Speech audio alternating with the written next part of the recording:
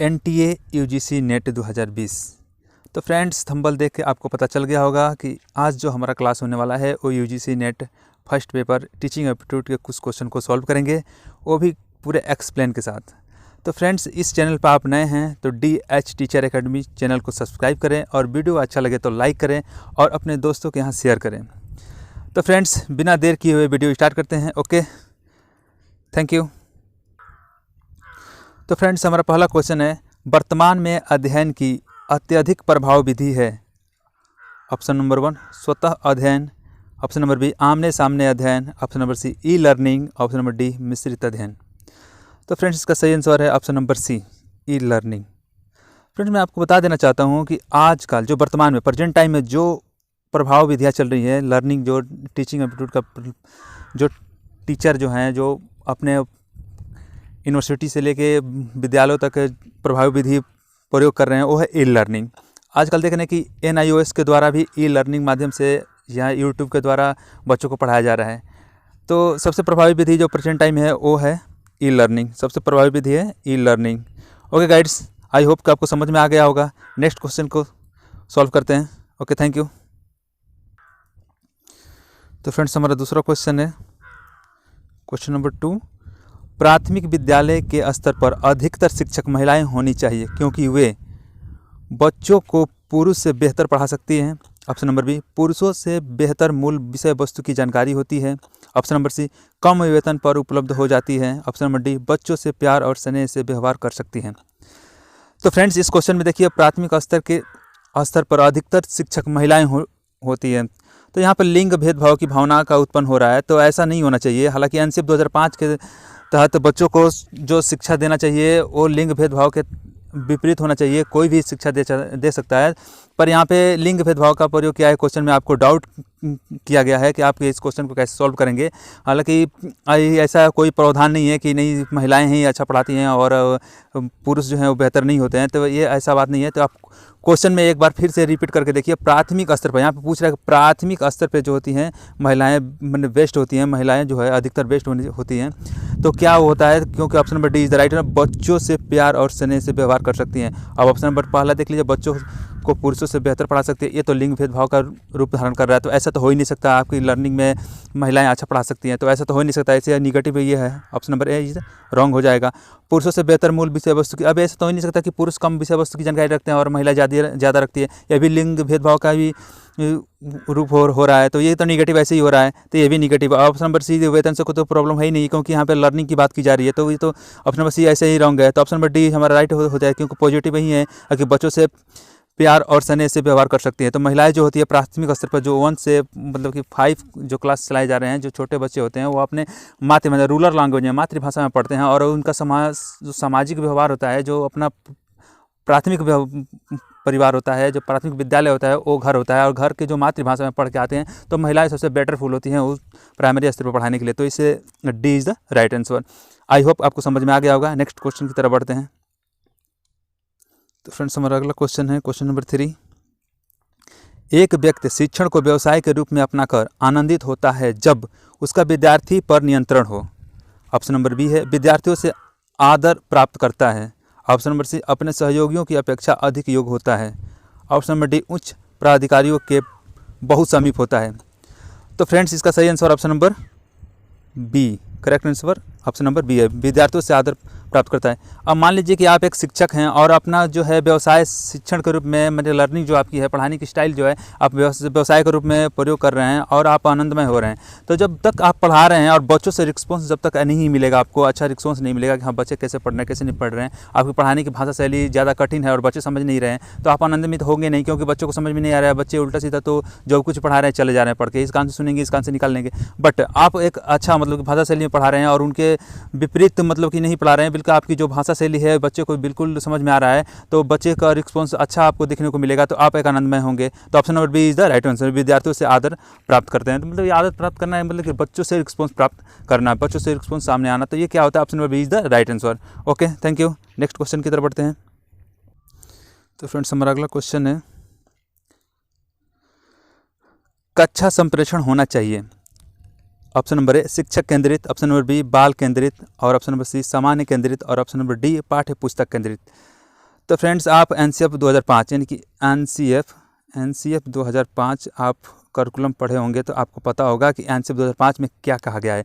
NCF 2005 में एकदम सीधी सीधी यही लाइन लिखी गई है कि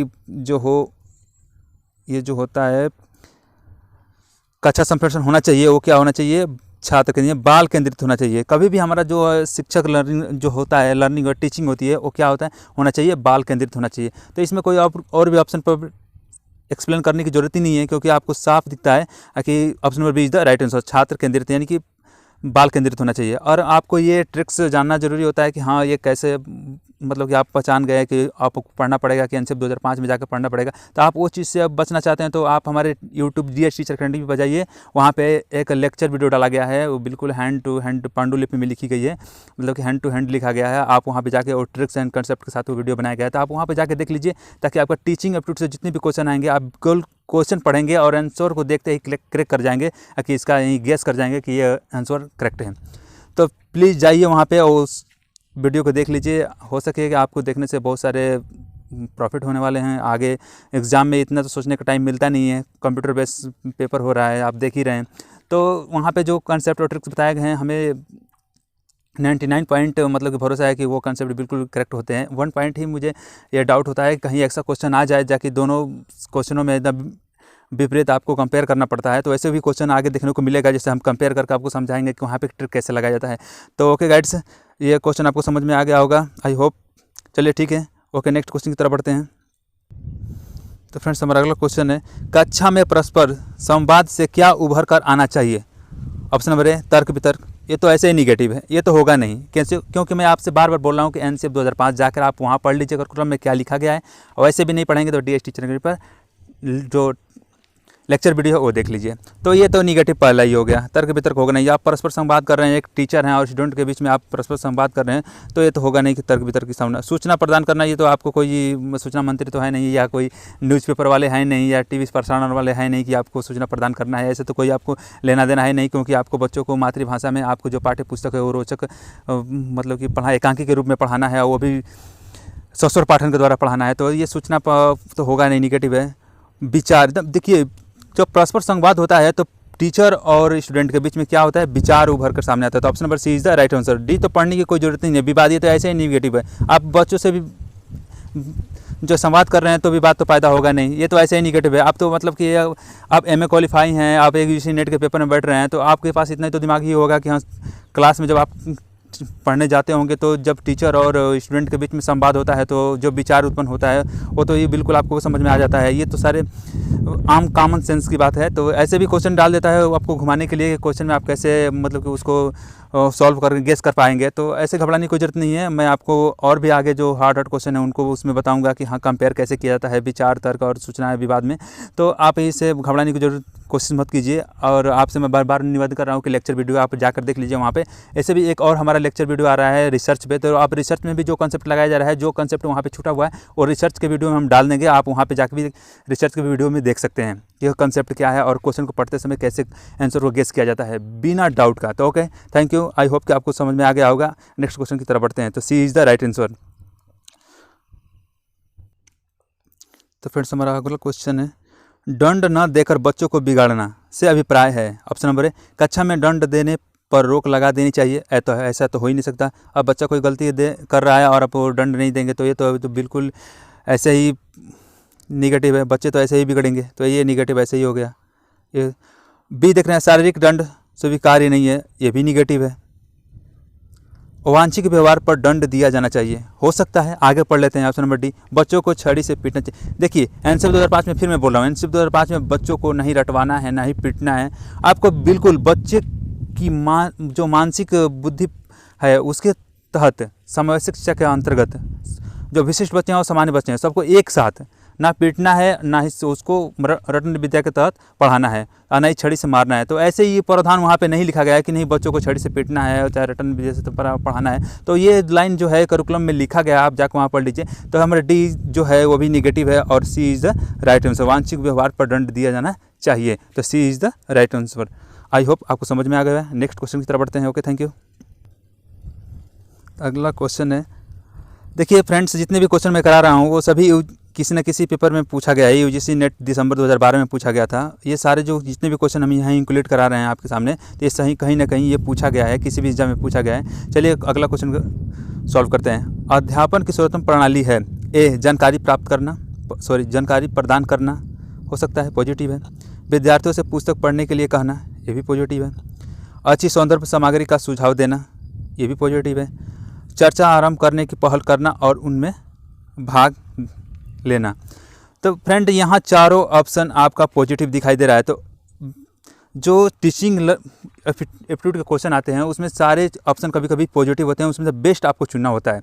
तो यहाँ पे देखिए option number D is the right answer. Option number D is right कैसे हो रहा है, देखिए चर्चा प्रारंभ करने की पहल करना और उसमें भाग लेना। देखिए कोई भी आप टीचिंग करा रहे हैं, किसी भी टीचिंग करा रहे हैं, जैसे मान लीजिए कि आप सुभाष चंद्र बोस के बारे में बता रहे हैं, तो सुभाष चंद्र बोस के बारे में आप पुस्तक में पढ़ा रहे हैं, तो बच्चों को सुभाष चंद्र बोस के बारे में बताएंगे, आपको सुभाष चंद्र बोस कौन थे, क्या मतलब योगदान रहा देश को आज़ाद कराने में, तो उनके जितने भी प्रभावशाली कार्य किए हैं उनके बारे में आप बच्चों को बताएंगे, चर्चा करेंगे उन पे, और तब बच्चों को समझ में आएगा। तो ये सबसे प्रभाव विधि होती है, सर्वोत्तम प्रणाली होती है पढ़ाने के, जो अध्यापन की सर्वोत्तम प्रणाली होती है वह चर्चा प्रारंभ करना। जी किसी विषय वस्तु को पढ़ाने से पहले उस चर्चा विचार करना ये सबसे बेस्ट माना जाता है। तो option number D is the right answer. Okay, I hope आपको समझ में आ गया होगा। नेक्स्ट क्वेश्चन की तरफ बढ़ते हैं।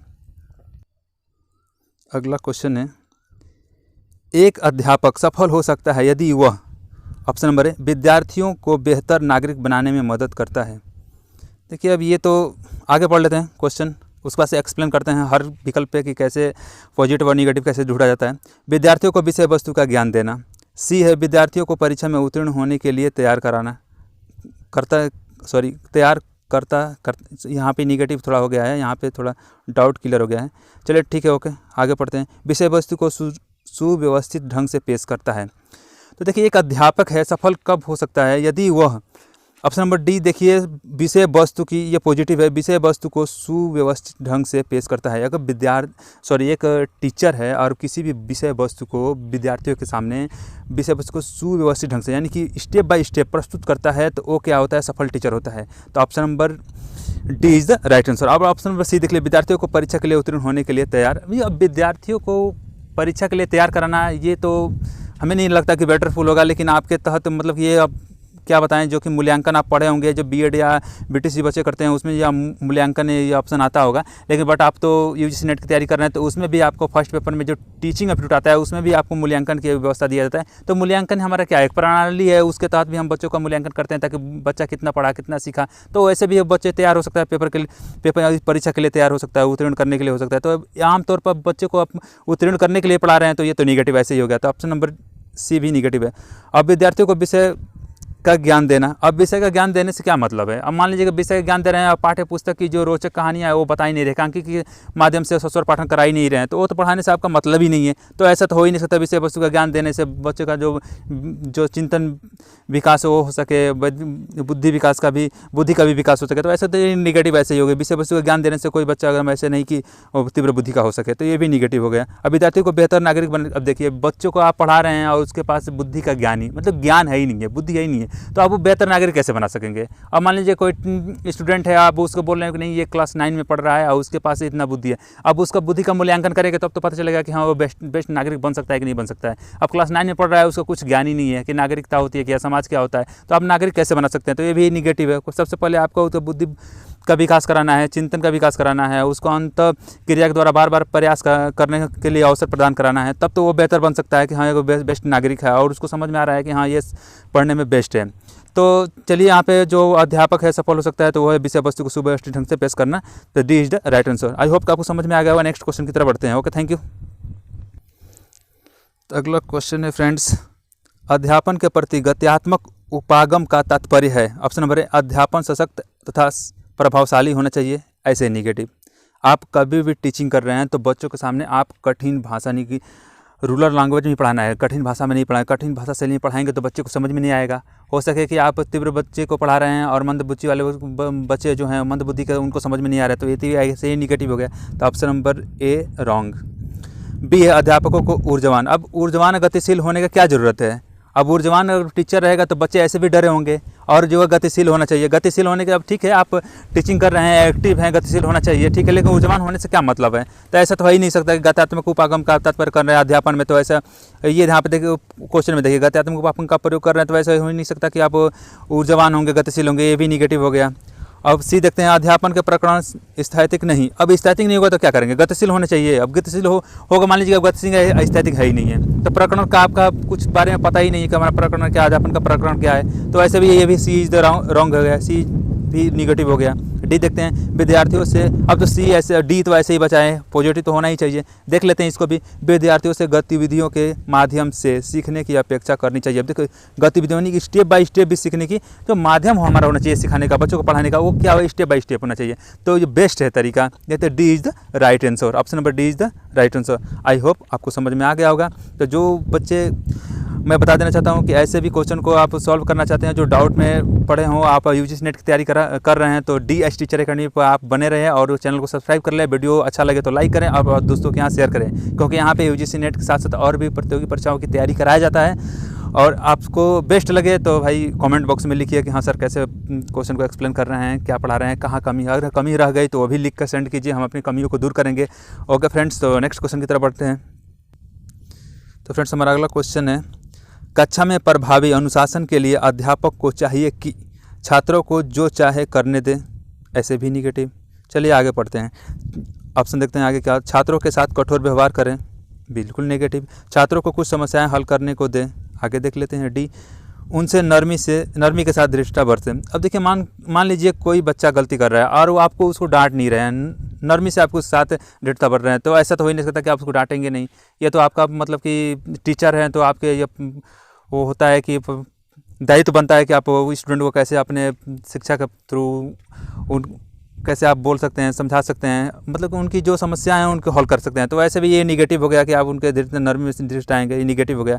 ऑप्शन नंबर ए देख लें, छात्रों को जो चाहे करने दे। अब जो छात्र जो चाहे जो क्लास में करेंगे, तो ये तो ऐसा हो नहीं सकता, ये तो प्रावधान ही नहीं है कि आप छात्र जो कर रहे हैं और टीचर बोल ही नहीं रहा है, तो ऐसे छात्र बिगड़ जाएंगे। ऐसा तो हो ही नहीं सकता कि छात्रों को जो चाहे वो करने दे, वो अनुशासन का कोई यहाँ पालन ही नहीं हो रहा है, तो ये तो ऐसे भी निगेटिव है, अनुशासनहीन हो जाएगा। और छात्रों के साथ कठोर व्यवहार, अब आपसे बार बार बता रहा हूँ कि एनसीएफ 2005 में छात्रों को नहीं मारना है, नहीं पीटना है, नहीं कठोर के साथ उनको व्यवहार करना है, क्योंकि एक टीचर को एक विद्यार्थी के साथ, मित्र के साथ व्यवहार करना है, ताकि विद्यार्थी भी अपनी सारी बातें टीचर से शेयर कर सके और अपनी कठिनाइयों को दूर कर सके, और जो शिक्षक है, टीचर है, वो भी मित्र के साथ व्यवहार करे स्टूडेंट से, ताकि बेहिचक क्वेश्चन स्टूडेंट टीचर से पूछ सके। तो ऐसा जो है ऑप्शन नंबर बी में है, छात्रों के साथ कठोर व्यवहार, ये भी निगेटिव है, ये हो नहीं सकता, कठोर व्यवहार नहीं कर सकते आप। तो छात्रों को कुछ समस्याएं हल करने के लिए दिए, देखिए ये option number C is the right answer. आप छात्रों को जो है अनुशासन वहाँ पे लगा रहे हैं, अध्यापक को तो प्रभावी होने के लिए आपको चाहिए छात्रों को कुछ समस्याएं हल करने के लिए। ऐसे आप स्टूडेंट को कोई समस्या हल करने के लिए देंगे तो क्या होगा, स्टूडेंट उस पर बल देगा, दिमाग का बल देगा, तो उसका चिंतन विकास बढ़ेगा, बुद्धि का विकास होगा। तो ये क्या होगा, ये पॉजिटिव टैग वर्ड है। आपसे बार बार बताता हूँ, लेक्चर वीडियो जाकर देख लीजिए, वहाँ पे जो है positive tag word, negative tag word का वहाँ पे सारे ट्रिक्स बताए गए होंगे। आप क्वेश्चन पढ़ेंगे और बिल्कुल आंसर गेस कर जाएंगे। तो C is the right answer. तो ओके फ्रेंड्स, आई होप आपको समझ में आ गया होगा। नेक्स्ट क्वेश्चन की तरफ बढ़ते हैं। तो फ्रेंड्स हमारा अगला क्वेश्चन है, प्रभावी शिक्षक सहायक सामग्री वह है जो रंग बिरंगी तथा देखने में अच्छी हो, ओके, सभी ज्ञानेंद्रियों को सक्रिय करती हो, सी सभी विद्यार्थियों को दिखाई देती हो, और डी बनाने तथा प्रयोग करने में आसान हो। तो फ्रेंड्स यहाँ पे जो ABCD चारों ऑप्शन है, ये सारे पॉजिटिव है। और आपसे मैं बार बार बता रहा हूँ कि ऐसे डाउट क्वेश्चन आपको एग्जाम में देखने को 100% मिलते हैं, ताकि आप कंफ्यूज हो जाएं और क्वेश्चन को कैसे गेस कर रहे हैं। तो यहाँ पे सारे पॉजिटिव, देखिए यहाँ पे सारे पॉजिटिव है। आपको बेस्ट पॉजिटिव टैग वर्ड से ढूंढना होगा कि यहाँ पे सबसे बेस्ट ऑप्शन कौन है। तो यहाँ पे पूछा कि प्रभावी शिक्षक सहायक सामग्री, यानी कि जो शिक्षक सामग्री हो, आपकी टीचिंग जो सामग्री है जो आप पढ़ा रहे हैं, वो कैसी होनी चाहिए। तो वो होनी चाहिए रंग बिरंगी तथा देखने में अच्छी, बिल्कुल रंग बिरंगी होगी तो आप बच्चे आकर्षित होते हैं उसके पर। बुक में कोई भी फिगर है और कहानी जैसे पढ़ा रहे हैं आप, तो जैसे मान लीजिए कि कोई तितली की फिगर है और तितली की कोई कविता पढ़ा रहे हैं सस्वर वाचन करके, तो अब बच्चे क्या होते हैं उस पर प्रभावित होते हैं, तो ये भी तो पॉजिटिव है। और सभी, अब देखिए सभी ज्ञानेंद्रियों को सक्रिय करती है, तो ये भी पॉजिटिव है। सभी विषय विद्यार्थियों को दिखाई देती है, तो जरूरी नहीं कि सारे विषय विद्यार्थी को दिखाई देता है। कोई दृष्टिबद्ध होता है, कोई आंख से दिख नहीं सकता, तो उसको दिखाई नहीं देता, तो ये निगेटिव हो गया, मानते ही निगेटिव हो गया। लेकिन जो लोग देखते हैं उनके लिए तो पॉजिटिव है। तो पर यहाँ समावेशिक शिक्षा के तहत सभी को एक साथ एक ही क्लास में शिक्षा प्रदान करने का व्यवस्था एनसीएफ 2005 में दिया गया है, तो ये तो निगेटिव ऐसे निकल गया। बनाना तो प्रयोग करने की आसान होता है, जब बनाने और प्रयोग करने की आसान तो ये तो हो सकता है, लेकिन सबसे बेस्ट है ऑप्शन नंबर बी। देखिए यहाँ पर ऑप्शन नंबर बी में कहा गया है कि सभी ज्ञानेंद्रियों को सक्रिय करती है, सबसे बेस्ट तरीका। और ट्रिक्स भी देखिए, सक्रिय, यहाँ सक्रिय अवसर प्रदान करना, सक्रिय होना, अंतःक्रिया के द्वारा बार बार अवसर प्रदान कराना, ये क्या है, हमारा सब पॉजिटिव टाइगर्ड्स है। तो मैं आपसे बार बार यहीं रिपीट कर रहे हैं कि आप लेक्चर वीडियो जाके देखिए, और लेक्चर वीडियो के साथ साथ एक और वीडियो लगा गया है कि किस सेक्शन से कितने क्वेश्चन यूजीसी नेट में पूछे जाते हैं, ताकि आपको सेक्शन के बारे में पता नहीं होगा तो आप यूजीसी नेट की तैयारी कतई नहीं कर पाएंगे। सबसे बड़ा होता है लेसन प्लान बनाना और रूटीन बनाना, कि पढ़ने का हमारा रूटीन क्या होता है। तो आप वहाँ पे जाके देखिए, डी टीचर अकेडमी पर आपको वहाँ पे बिल्कुल मिल जाएगा ये वीडियो, और भी आगे वीडियो डाला जाएगा आपको बेस्ट तरीके से। अभी बता रहे थे कि जो रिसर्च का जो वीडियो आने वाला है उसको, वो भी लेक्चर वीडियो आने वाला है, उसमें भी ट्रिक्स और कंसेप्ट डाला जाएगा, जो कंसेप्ट ट्रिक्स छूटे हुए हैं उसमें ऐड कर दिया जाएगा। तो फ्रेंड्स, मैं आपसे बार बार रिक्वेस्ट कर रहा हूँ कि और वीडियो अच्छा लगे तो लाइक करें और दोस्तों के यहाँ शेयर करें, और चैनल को सब्सक्राइब करना मत भूलिए, बेल आइकन को दबाइए ताकि हमारे जब भी वीडियो आए आपके यहाँ तुरंत पहुँचे। तो फ्रेंड्स, आपको समझ में आ गया होगा option number B is the right answer. Okay, next question की तरफ बढ़ते हैं।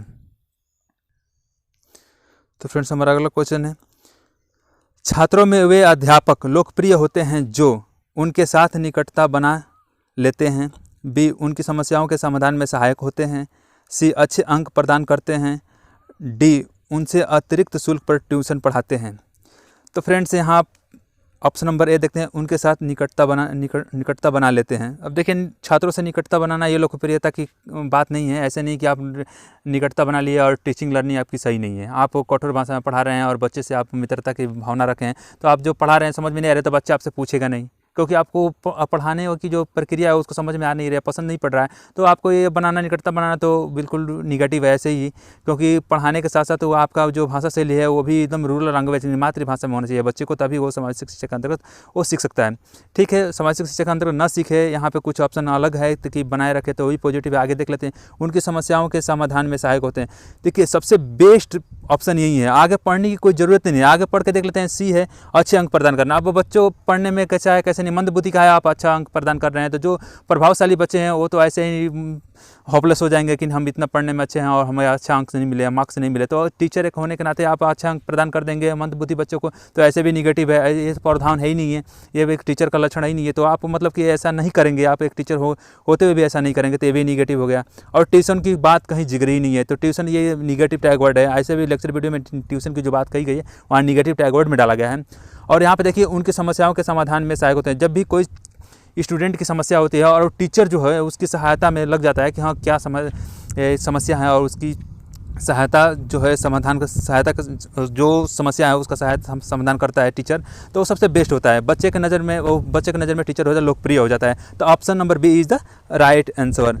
तो फ्रेंड्स, मैं आपसे बोल देना चाहता हूँ कि अगर मैं पढ़ाने में हमारी कोई त्रुटि हो जा रही है तो आप घबराइए मत, क्योंकि जो यहाँ पे बोला जा रहा है उस पर क्लियर कीजिए कि हमने क्या बोल रहा है, बोलने पे फोकस कीजिए कि मैं क्या बोल रहा हूँ। जो कंसेप्ट है वो आपको समझ में आना चाहिए, ये नहीं कि हम क्या बोले क्या नहीं बोले और क्वेश्चन में क्या है, इस पर बिल्कुल मत जाइएगा। हाँ, लेकिन क्वेश्चन बिल्कुल आपको उलझाने वाला ही इसमें मिलेंगे, ताकि आपके एग्जाम जो होता है NTA UGC का नेट का एग्जाम होता है उसमें उलझाने वाले ही क्वेश्चन आपके सामने आएंगे, ताकि आप क्वेश्चन को पढ़ेंगे। बहुत बड़ा क्वेश्चन होता है, आप उसको पढ़ेंगे। इसमें भी बड़े बड़े क्वेश्चन है जो आप पढ़ेंगे, आप सोचते रहेंगे कि सारा पॉजिटिव इसमें कौन से करें। तो आपसे बार बार बोल रहा हूँ कि लेक्चर वीडियो जाकर वहाँ पे देख लीजिए, आपको सारी समस्याओं का हल मिल जाएगा। तो यहाँ पे देखिए, सबसे लोकप्रिय जो टीचर होता है, जो अध्यापक होता है, वो उनकी छात्रों की समस्याओं का समाधान करता है, तो उनके नज़र में क्या होता है, वो शिक्षक लोकप्रिय हो जाता है। तो option number B is the right answer, उनकी समस्याओं के समाधान में सहायक होते हैं। तो right answer option number B.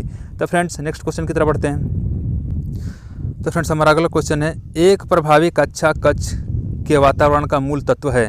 Option number ए शिक्षक सामग्री की विविधता, ऑप्शन नंबर बी शिक्षक छात्रों की सजीव अंतःक्रिया, अब आगे आपको कोई भी विकल्प पढ़ना ही नहीं है।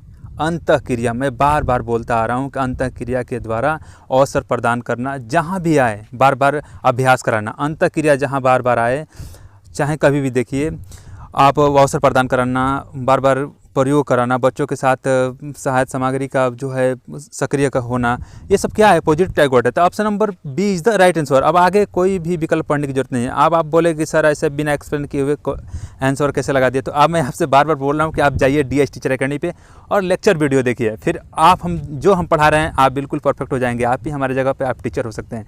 तो ऐसी बात नहीं है, आप जाकर वहाँ पर देख लीजिए, और जो भी त्रुटियाँ हुई होंगी मैं अगले रिसर्च के जो वीडियो आएंगे उसमें कंसेप्ट और ट्रिक्स डाल देंगे, आपको वहाँ से भी और भी मटेरियल मिल जाएंगे। क्योंकि एग्ज़ाम जो होने वाला है, लॉकडाउन जैसे भी टूटेगा, एग्ज़ाम अपना UGC NTA डेट रख के फिक्स करके कराएगा। तो ओके गाइड्स, ये क्वेश्चन आपको समझ में आ गया। नेक्स्ट क्वेश्चन की तरफ बढ़ते हैं। तो फ्रेंड्स हमारा अगला क्वेश्चन है, विद्यार्थियों का सही मूल्यांकन निम्नलिखित पद्धतियों में से किससे किया जा सकता है?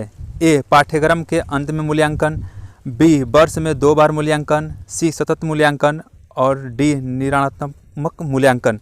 तो फ्रेंड्स ये है बेस्ट क्वेश्चन, ये वेरी वेरी इम्पोर्टेंट, ये वेरी वेरी इम्पोर्टेंट क्वेश्चन है, VVI है, ये एग्ज़ाम में आ सकता है। और देखिए ये NTA UGC नेट दिसंबर 2011 में ये क्वेश्चन पूछा गया है।